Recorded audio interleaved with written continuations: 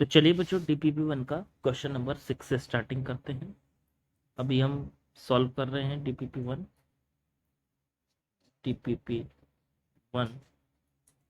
Question number 6।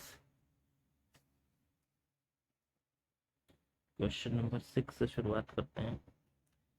देखिए पढ़ते हैं। A glass rod rubbed with silk is brought close to uncharged metallic conductors A and B in contact with each other, inducing charge on them as shown. Describe what happened when.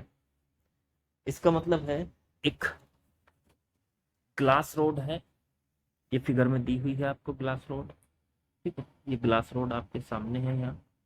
ठीक, with silk से इसको रब किया तो glass rod पे जो है plus charge हमारा आ चुका है। ठीक है, वो फिगर में दिखाई भी दे रहा है हमको। फिर वो brought close to uncharged metallic conductor, दो मेटालिक कंडक्टर है, एक ए ये रहा हमारा और एक बी ये रहा। तो दो कंडक्टर के इसके पास लाया जाता है।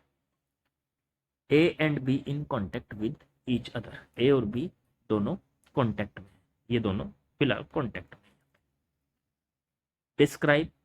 डिस्क्राइब कीजिए कि क्या होगा व्हेन, जब A and B are slightly separated, A और बी को एक दूसरे से दूर कर दिया जाएगा। तो भाई देखो सीधी सी बात है, ये थी ग्लास रोड, ठीक है जी, और ये थे ए और बी दो कंडक्टर, ये बिल्कुल एक दूसरे से टच थे, एक ए और एक बी। अब आपको पता है जैसे ही ग्लास रोड इसके कंडक्टर के पास आएगी तो यहाँ पे माइनस चार्ज इकट्ठा हो जाएगा और दूर वाली सरफेस, अब इसकी दूर वाली सरफेस कौन सी बनेगी, ये बनेगी।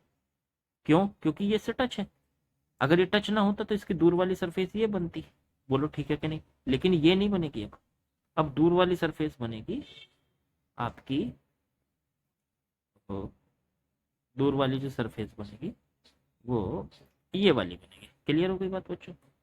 तो ठीक है, ये दूर वाली सरफेस बन गई। अब इन्होंने कहा पहला सवाल, फिलहाल ये हो रहा है कि रोड पास में रखी है और ए पर इंड्यूस चार्ज माइनस है और उसकी दूर वाली सरफेस पर, क्योंकि ए और बी फिलहाल एक ही सिस्टम है, क्योंकि दोनों टच है आपस में, तो ए और बी एक ही सिस्टम है, तो आप ये कह सकते हैं कि इसकी पास वाली सरफेस पे माइनस चार्ज है तो दूर वाली सरफेस पे प्लस चार्ज होगा। ठीक है, अब अगर हम इनको अलग कर दें, पहला सवाल ये पूछा है, तो क्या होगा? तो कोई दिक्कत नहीं, ए अलग हो जाएगा और बी अलग हो जाएगा। ए पर जो माइनस चार्ज था वो रह जाएगा माइनस चार्ज, और बी पे जो प्लस चार्ज था वो बी की सरफेस पे रह जाएगा। ठीक है कि नहीं? और रोड मान लीजिए आप अगर दूर भी ले जाते हैं इस रोड को, क्योंकि इसे तो टच किया ही नहीं आपने रोड को, तो ए और बी पे अलग अलग चार्ज आ जाएगा, ए पर माइनस और बी पर प्लस चार्ज आ जाएगा। दूसरा, अगर ग्लास रोड को दूर ले जाए, दूसरा सवाल, अगर हम ग्लास रोड को दूर ले जाएं, तो ग्लास रोड को अगर आप दूर ले जा रहे हैं तो इसका मतलब ये जो चार्ज है ए का, ये अपनी सरफेस पे पूरी तरीके से फैल जाएगा। ठीक है, लेकिन अगर ए और बी दूर नहीं गए, देखो होगा क्या, ग्लास रोड तो दूर जा चुकी है लेकिन ए और बी दूर नहीं गए हैं। ए और बी आपस में एक दूसरे के अभी थोड़ा सा स्लाइटली सेपरेट किए हैं आपने, मतलब थोड़ा सा दूर भेजा है इनको आपस में। तो क्या होगा, अब ये माइनस चार्ज और ये बी वाला प्लस चार्ज ये एक दूसरे की तरफ अट्रैक्ट होने शुरू हो जाएंगे। तो ए पर जो नेगेटिव चार्ज है वो इस साइड में आ जाएगा और बी पर जो पॉजिटिव चार्ज है वो इस साइड में आ जाएगा और दोनों एक दूसरे को अट्रैक्ट करना शुरू कर देंगे। रोड दूर जा चुकी है।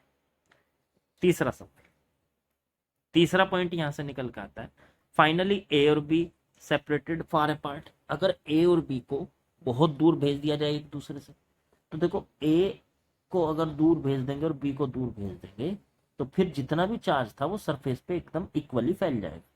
तो सरफेस पे ये चार्ज इक्वली फैल चुका है, सरफेस पर ये चार्ज इक्वली फैल चुका है। ए की सरफेस पे नेगेटिव चार्ज इक्वली फैल जाएगा और बी की सरफेस पर पॉजिटिव चार्ज इक्वली फैल जाएगा। ठीक है, तो तीनों का आंसर आई थिंक आपको समझ में आ गया। चलिए नेक्स्ट क्वेश्चन पे आते हैं, क्वेश्चन नंबर 7 की बात करते हैं।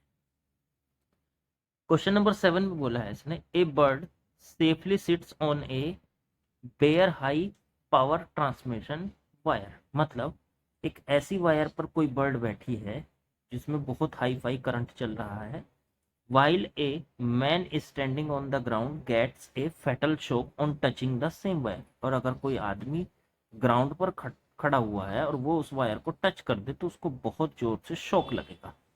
ठीक है, वाई, इसको शॉक क्यों लगा, इस आदमी को इसको शॉक क्यों लगा, इसको शॉक लगा जबकि ये जो इसके ऊपर, ये जो इसके ऊपर कौन बैठी थी, बर्ड बैठी थी, इसको शॉक क्यों नहीं लगा। तो इसका रीजन बहुत बड़ा है कि इसके अंदर जो करंट चल रहा है, करंट चलने का मतलब होता है चार्ज का चलना, इसके अंदर चार्ज जो चल रहा है, अब उस चार्ज को जाने के लिए रास्ता चाहिए। अब ये जो आपकी इसके ऊपर बर्ड बैठी है, तो ये चार्ज इसमें से निकल के मान लीजिए वायर में जाए, तो इसमें से अगर बर्ड के अंदर जाएगा तो उधर दूसरी तरफ जाने का कोई रास्ता तो है नहीं, आगे तो रास्ता बंद है, इसीलिए उसको तो वायर में से ही होकर जाना पड़ेगा। लेकिन जैसे ही आदमी उसको छुएगा तो चार्ज जो है आदमी की बॉडी से होकर, तुरंत नीचे अर्थ में जाएगा। ठीक है, इसीलिए हम ये कहते हैं कि अगर अर्थिंग होती है तो तभी करंट लगता है। तो चार्ज जो है वायर में से बॉडी से होकर अर्थ में चला जाएगा, उसका एक तरीके से कह लीजिए कि सर्किट कंप्लीट हो जाएगा, चार्ज को जाने के लिए जगह मिलेगी, इस चार्ज को चलने के लिए जगह मिलेगी, इसलिए आदमी को शॉक लगेगा लेकिन बर्ड को नहीं लगेगा, क्योंकि बर्ड ने अर्थ को नहीं छू रखा है, बर्ड तो केवल वायर पे बैठी हुई है। ठीक है, तो ये आप लोगों को समझ में आ गया होगा 7th क्वेश्चन, यहां से किस तरीके से हमने इसको सॉल्व किया। चलो क्वेश्चन नंबर 8 की बात करते हैं। Tyres of aircraft are not made of ordinary rubber. Aircraft का मतलब समझिए कि जो हम एरोप्लेन में जाते हैं या एयरक्राफ्ट जो आपके फाइटर प्लेन्स वगैरह होते हैं, कुछ भी मान लीजिए, तो जो एरोप्लेन या फाइटर प्लेन्स होते हैं उनके जो टायर बनाए जाते हैं, एरोप्लेन्स के, वो एक स्पेशल रबर के बनाए जाते हैं, ऑर्डिनरी रबर नहीं होती है, वो स्पेशल रबर के होते हैं, उनका वो ना स्लाइटली कंडक्टिंग होते हैं,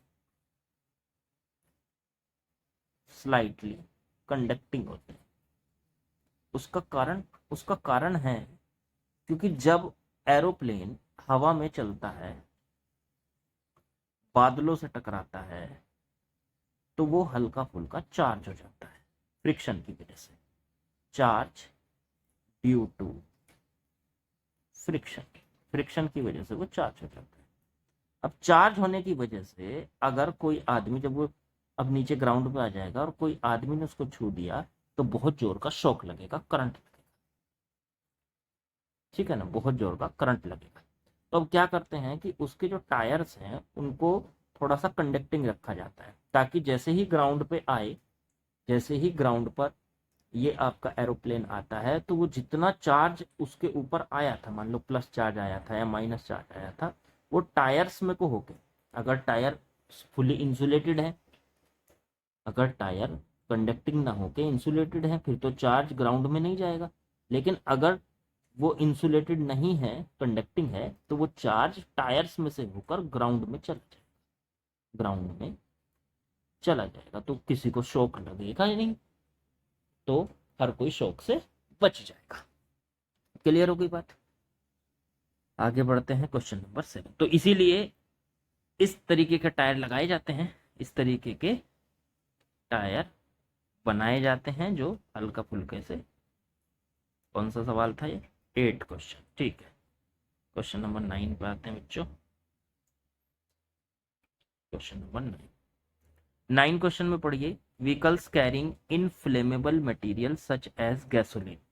ऐसे व्हीकल्स जिनके अंदर गैसोलीन का मतलब एक ऐसा सब्सटेंस होता है, ऐसा जो जिसमें बहुत जल्दी से आग लग सकती है, जो मतलब बहुत जल्दी से फायर को पकड़ सकता है। तो ठीक है, तो इस तरीके के व्हीकल जिनके अंदर गैसोलीन जैसा इनफ्लेमेबल मटेरियल होता है, usually have metallic ropes touching the ground. तो ऐसे व्हीकल्स में, मान लीजिए ये एक व्हीकल है, तो उनमें क्या करते हैं हम, नीचे एक वायर छोड़ देते हैं, ऐसे व्हीकल में से आती हुई एक वायर जो ग्राउंड को टच करती है, जो ग्राउंड को टच करती है, उससे क्या होगा? उसका रीजन ये है क्योंकि एयर के फ्रिक्शन की वजह से अगर ये व्हीकल चार्ज भी हो गया, प्लस चार्ज या माइनस चार्ज कुछ भी हो गया, तो वायर नीचे ग्राउंड से टच होती जाएगी, तो वो सारा चार्ज ग्राउंड में जाता रहेगा। उसमें आग लगने का खतरा कम हो जाता है, मतलब उसमें फायर ना लग जाए, आग ना लग जाए। इससे बचने के लिए एक वायर को ग्राउंड से टच होते हुए, देखो ये लिखा हुआ है ना, metallic ropes touching the ground during motion, तो मोशन के ड्यूरिंग वो ग्राउंड से लगातार टच होती है। तो एक्सप्लेन करना व्हाई इट इज सो, ऐसा क्यों किया जाता, तो मैंने बता दिया कि हवा में चलते हुए फ्रिक्शन की वजह से व्हीकल चार्ज हो जाते हैं, चार्ज होने की वजह से उनके चार्ज को लगातार खत्म करने के लिए, उनके चार्ज को हटाने के लिए एक वायर उनमें से ग्राउंड पे लटका दी जाती है, वो ग्राउंड से टच होती रहती है, तो सारा चार्ज ग्राउंड में जाता रहता है, तो आग लगने का खतरा कम हो जाता है। Question number 10, two identical bodies having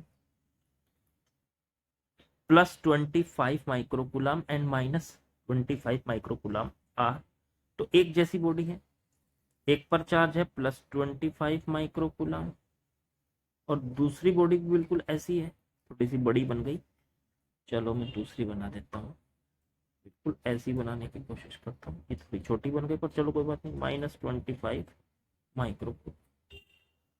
अब बताना है अगर इनको आपस में टच करें, चलो जी कर दिया, तो और फिर उनको एक दूसरे से दूर करें, पहले टच करें फिर एक दूसरे से दूर करें, एंड देन सेपरेट, देखो पढ़ो पूरा, two identical bodies having charge +25 microcoulomb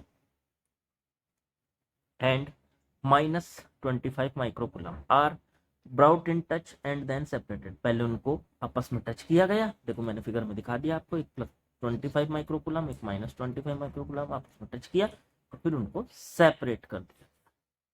तो अब बताना है कि हर एक पर कितना कितना चार्ज आ चुका है। तो भाई सीधी सी बात है, what will be the charge on bodies after separation. देखो वैसे तो इसका आंसर जो मैं दूंगा वो कैपेसिटर वाले चैप्टर में बहुत बढ़िया से दूंगा, इसका रीजन समझाऊंगा, पर यहाँ फिर भी मैं इतना बता देता हूँ कि अगर एक बॉडी पर चार्ज चार्ज है और दोनों बॉडी एकदम सिमिलर है, सिमिलर, तो इसका दोनों बॉडी पर बराबर चार्ज आ जाएगा Q1 + Q2/2, और दूसरी बॉडी पर भी Q1 + Q2। इतनी बात याद रखें, पहली बॉडी पर Q1 चार्ज है, दूसरी पर Q2 चार्ज है, दोनों एकदम सिमिलर हैं, एक जैसी हैं, तो दोनों पर बराबर बराबर चार्ज आ जाता है, Q1 + Q2/2 और Q1 + Q2/2, दूसरे पर भी। तो अब अगर इसको देखें तो Q1 की वैल्यू दे रखी है +25 और Q2 की वैल्यू -20 अपॉन में 2, तो ये तो 0 आ गया, +25 -25 कट गए तो 0, इसका मतलब दोनों बॉडी पर 0 0 चार्ज आ गया, इस पर भी चार्ज 0 आ गया और इस पर भी चार्ज 0 आ गया। उसका रीजन ये है साफ साफ कि एक प्लस चार्ज था एक माइनस चार्ज था, दोनों ने एक दूसरे को नलीफाई कर दिया, दोनों ने एक दूसरे को कैंसिल कर दिया। ठीक है जी, चलिए